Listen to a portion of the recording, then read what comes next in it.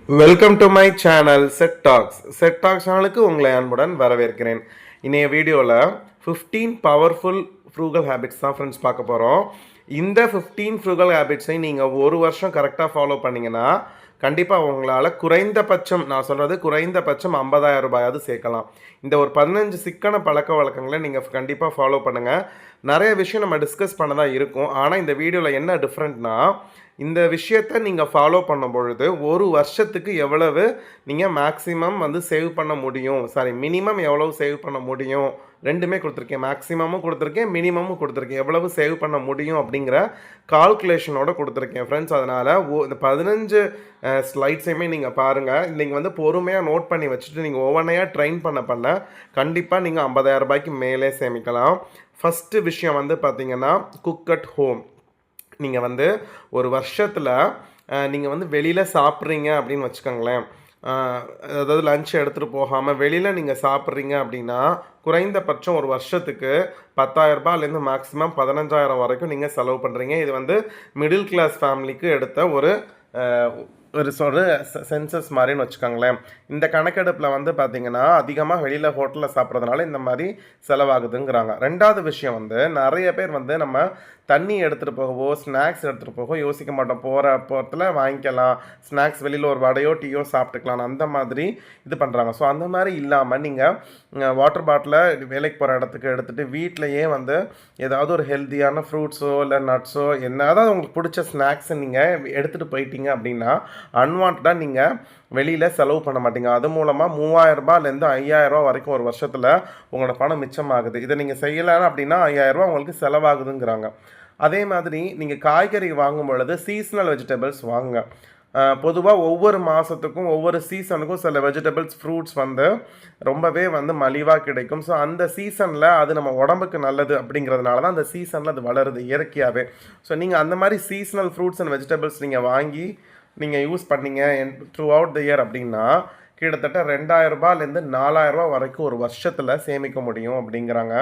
இது உண்மை ஃப்ரெண்ட்ஸ், நான் நல்லா தானே ரியலைஸ் பண்ணியிருக்கேன். நாலாவது விஷயம் பார்த்தீங்கன்னா, மளிகை பொருள் வாங்குறப்ப நீங்கள் பல்காக வாங்குங்க.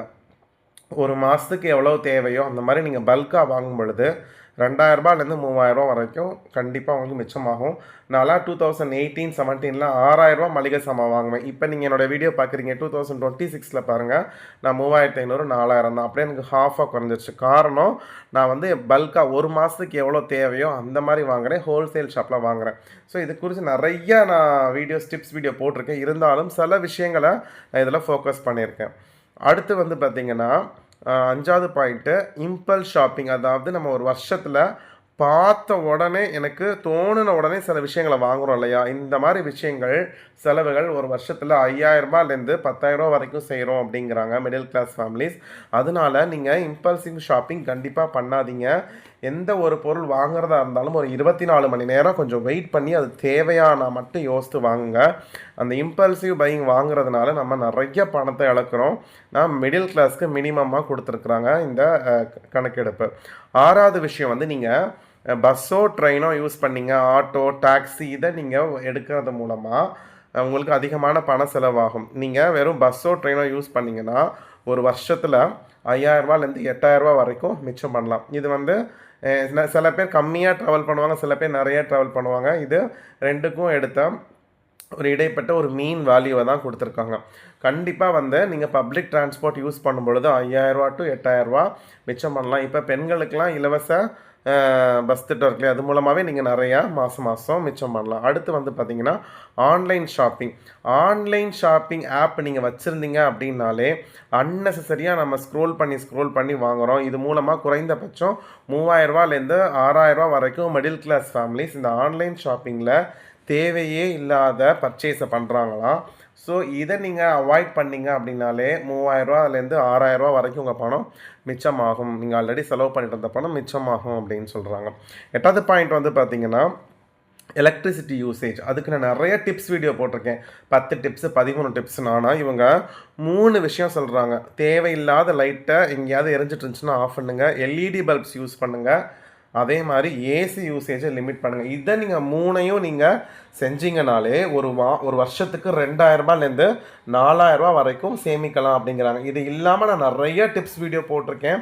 அந்த ஒவ்வொரு செலவையும் எப்படி குறைக்குது அப்படிங்கிற அந்த டிப்ஸ் வீடியோ எல்லாத்தையும் ஒரு பிளேலிஸ்ட்டாக கொடுத்துருக்கேன். அந்த பிளேலிஸ்ட்டோட லிங்க் அந்த டிஸ்கிரிப்ஷன் பாக்ஸில் தரேன், அதை பாருங்கள். இந்த 3 விஷயம் எலக்ட்ரிசிட்டிக்கு செய்யுங்க.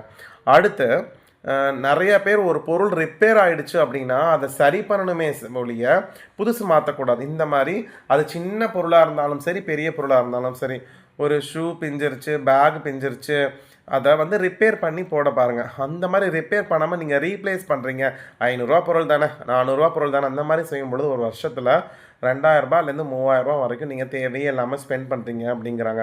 ஸோ அந்த பொருளை நீங்கள் ரிப்பேர் பண்ணீங்க அப்படின்னா உங்களோட செலவு வந்து ஒரு வருஷத்தில் 2000 ரூபாயிலேருந்து 3000 ரூபா வரைக்கும் மிச்சமாகும் அப்படிங்கிறாங்க. அடுத்து 10வது பாயிண்ட் வந்து நம்ம எல்லாருக்குமே தெரிஞ்ச பாயிண்ட் தான், யூஸ் சிம்பிள் கிளாத்திங். நம்ம வந்து ஒரு ட்ரெஸ் எடுக்கும் பொழுது பிராண்டட் தான் எடுக்கணுங்கிற அவசியமே கிடையாது.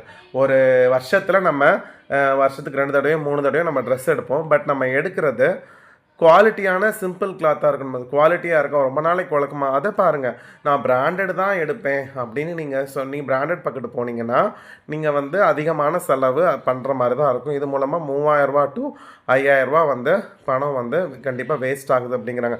நான்லாம் வந்து பார்த்திங்கன்னா பிராண்டட் பக்கமே போக மாட்டேன். எனக்கு சில பிராண்ட்ஸ் இருக்குது, லோக்கல் பிராண்டாகவே இருந்தாலும் குவாலிட்டியாக இருக்கும். ஸோ அந்த பிராண்டு தான் எடுப்பேன். நான் வந்து முடிஞ்சால் வீடியோ கவர் பண்ணுறேன்.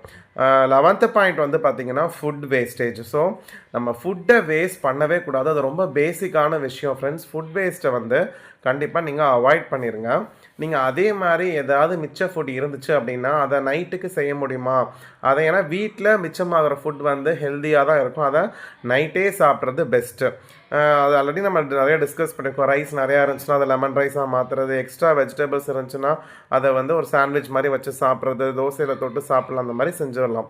இது மூலமாக 1500 ரூபாயிலேருந்து 3000 ரூபா வரைக்கும் மிச்சமாகுது. அதே மாதிரி பெவரேஜஸ். ஸோ நீங்கள் வீட்டிலையே வந்து ஏதாவது பெவரேஜஸ் ரெடி பண்ணிக்கோங்க. லெமன் ஜூஸு, அதுக்கப்புறம் வந்து பார்த்திங்கன்னா பட்டர் மில்க்கு, இந்த மாதிரி விஷயங்களை நீங்கள் வீட்டிலையே ஈஸியாக ரெடி பண்ணிக்கலாம். நீங்கள் இப்போ இதையே கடையில் குடிச்சிங்க அப்படின்னா கண்டிப்பாக வந்து ரேட்டு ஜாஸ்தியாக இருக்கும். ஒரு மோர்லாம் நம்ம வீட்டில் ஒரு டம்ளர் கலக்கி குடிக்கிறது ரொம்ப ஈஸி. இதே நீங்கள் கடையில் போய் போனீங்கன்னா 20 ரூபா 30 ரூபா சொல்லுவாங்க. ஸோ இந்த மாதிரி நீங்கள் வீட்டில் ப்ரிப்பேர் பண்ணி குடிச்சிங்கன்னா ஒரு 2000 ரூபாயிலேருந்து 3000 ரூபா வரைக்கும் மிச்சமாகும். அது வெயில் காலத்தில் கேட்கவே வேணாம். முக்கியமான விஷயம், பட்ஜெட் போட்டு ஃபேமிலி ரன் பண்ணணும். பட்ஜெட் போட்டு இவ்வளோ தான் நான் செலவு பண்ண போகிறேன் ஒவ்வொரு செலவுக்குங்கிற பட்ஜெட் போட்டு அந்த எக்ஸ்பென்சஸை நீங்கள் எழுதி வரவு செலவு எழுதி பார்த்தீங்கனாலே ஒரு 6 மாதத்தில் உங்களோட ஸ்பெண்டிங் ஹேபிட்டே மாறிடும். எது நீங்கள் தேவையில்லாமல் செய்றீங்க, எது தேவையோட செய்றீங்கிறது தெரிஞ்சிடும். இதை நீங்கள் 6 மாதம் ஃபாலோ பண்ணிட்டீங்கனாலே ஒரு வருஷத்தில் 3000 ரூபா to 5000 ரூபா வரைக்கும் தேவையில்லாத செலவுகளை கட்டுப்படுத்தி பணத்தை மிச்சம் பண்ண முடியும். இது நீங்கள் பட்ஜெட் போட்டு பண்ணால் தான் உங்களால் முடியும். 14வது விஷயம், ஏதாவது ஒரு ஸ்மால் அமௌண்ட்டை டெய்லி சேர்க்கணும். இந்த ஹேபிட்டை நீங்கள் கண்டிப்பாக பண்ணணும்.